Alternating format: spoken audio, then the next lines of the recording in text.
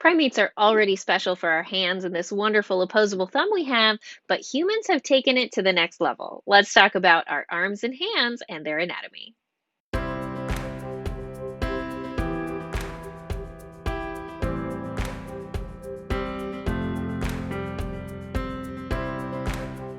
If you're like me, your hands are probably the part of your body that you use the most often. But let's actually start talking about our arms. They're, of course, right here, and there's a couple different bones we can talk about.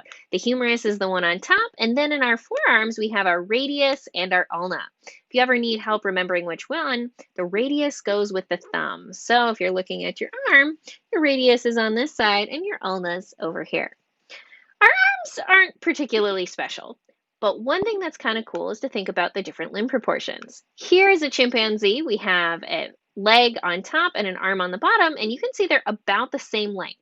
Their arms are ever so slightly longer than their legs. Humans, however, it's very different. You can see our legs are a lot longer than our arms, and our arms are kind of puny and weak in comparison. This is because we don't use our arms for locomotion anymore. But that means we freed up our arms to do other things. And this is one of the a common theme in evolution is that once you can free up a body part and it can do something else, that's when you get really cool things happening. And we think bipedality is probably the reason we started making stone tools because all of a sudden our hands were free. But even though our arms aren't particularly exciting when we're talking about this, it does at least allow us to appreciate jokes like this one. What's a little bit more exciting? Let's talk about our hands. They're, of course, right here. And now we have a few more bones to talk about.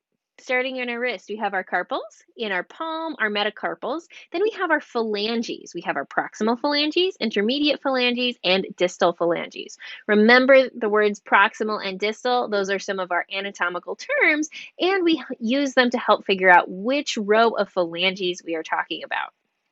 We can also compare our hands to that of other apes. So you can see here in chimpanzees and orangutans, their hands and feet actually look very, very similar. You can also see in that picture on the bottom, they have curved phalanges where ours are very, very straight.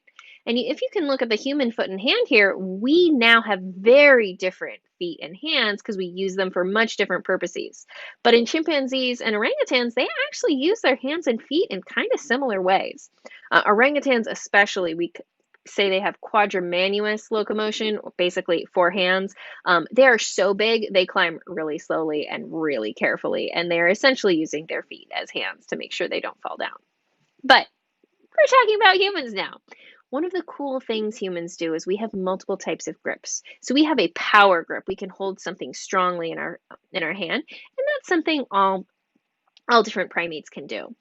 The thing that's special for us is we have a precision grip. So we can hold something very gently between our thumb and our forefinger. We can do it really with any of our fingers, but we primarily do it here. And this is also the grip that we can use to hold a pen. And this is what allows us to do much more delicate manipulation than we see in any other primate. My personal favorite thing about our hands is the expanded apical tuft. It is the bit at the very tip of our proximal phalanx, and you can see it is much expanded in our human here.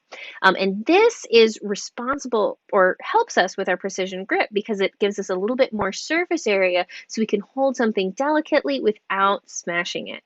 This is probably helpful for making stone tools. It's definitely helpful now if you want to do crafting or writing or holding a pen, though these are probably secondary uses of this adaptation. So can you explain? What is the important anatomy about our arms and hands?